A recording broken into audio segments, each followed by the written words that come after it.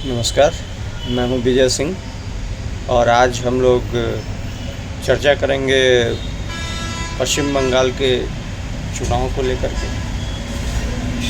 क्या रिजल्ट रहा है बीजेपी का? ज़बरदस्त 200 सीट, उससे ऊपर। तो बंगाल में सत्ता परिवर्तन हो चुका है और दीदी की जो सत्ता थी वो भी ख़त्म हो गई है।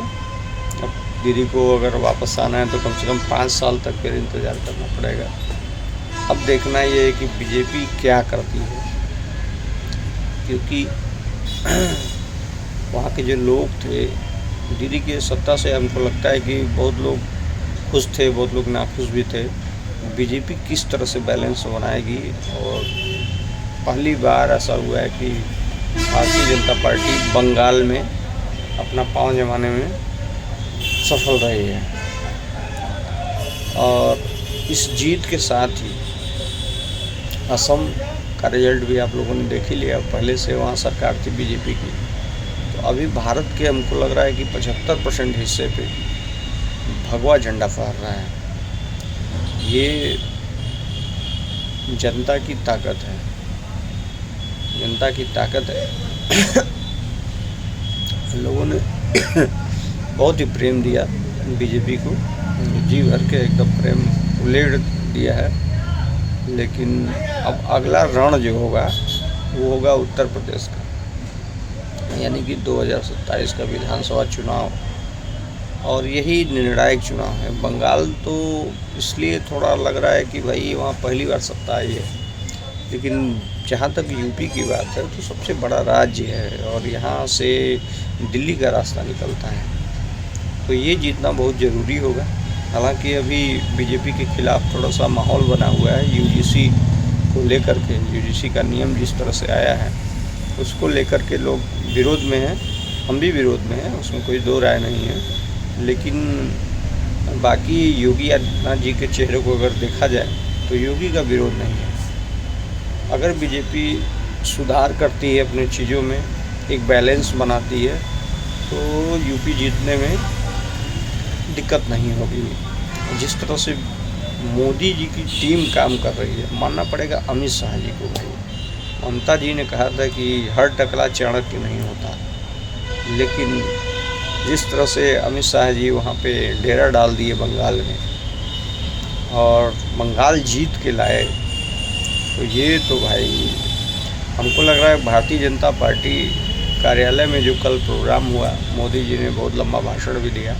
हमको लग रहा है कि मंच से उतरने के बाद तुरंत अमित शाह जी के कान में कह दिया होगा कि अब यूपी की तैयारी करो, क्योंकि बीजेपी ऐसे ही तैयारी करती है और ऐसे ही चुनाव लड़ती है। तो अब जिनको लड़ना है उनके खिलाफ, तो वो अपना देखें कैसे इसका सामना करेंगे। और अगला नंबर है अखिलेश यादव जी का, उनके सामने चुनौती है, क्योंकि भाई बीजेपी हर जगह, कई राज्यों में उनका सत्ता है, दिल्ली में सत्ता है ही, तो दिल्ली से भी लोग आएंगे, बाकी राज्यों से लोग आएंगे ही, और अकेले योगी आदित्यनाथ को ही झेल नहीं पा रहे हैं अभी अखिलेश यादव जी। पूरी टीम लग जाएगी यूपी में, फिर क्या होने वाला है। हालांकि हम रिजल्ट की बात नहीं करेंगे, क्योंकि जनता ही मालिक है, कुछ भी हो सकता है। तो लेकिन चुनौती बहुत बड़ी है, तो अखिलेश यादव जी को बहुत मजबूती के साथ लड़ना पड़ेगा और इस लड़ाई को अगर जीतना है तो ताकत तो लगानी पड़ेगी, नहीं तो सामने एक बहुत बड़ा बरगद का वृक्ष है जिसके सामने आपको खड़ा होना है। तो देखना है अखिलेश जी कैसे मेहनत करते हैं, और योगी आदित्यनाथ जी तीसरी बार मुख्यमंत्री बनने के लिए दमखम लगाएंगे, उनकी पार्टी लगाएगी, सारी चीज़ों को आगे हम लोग देख पाएंगे। फिलहाल बंगाल में जय श्री राम का नारा गूंज रहा है, लोग सड़कों पे हैं, पूरा जश्न मन रहा है भाई, और लग रहा है कि मतलब बंगाल आज़ाद हो गया है। क्योंकि वहाँ जो भी ममता दीदी की सरकार थी और वहाँ बैलेंस नहीं था मामला, सरकार हमको लगता है कि फेवर कर रही थी किसी एक वर्ग के लोगों को, इसलिए वहाँ दिक्कत हो रही थी और उसका परिणाम हुआ।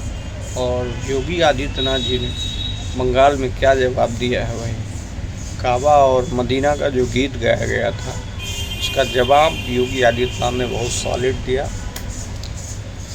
और कहा कि भाई माँ काली की धरती है, माँ दुर्गा की धरती है। तो और ये चीज़ लोगों को बहुत पसंद आई और वहाँ पे बीजेपी सत्ता में आ गई है। इसी के साथ जय श्री राम। फिर आगे की बात होगी। धन्यवाद।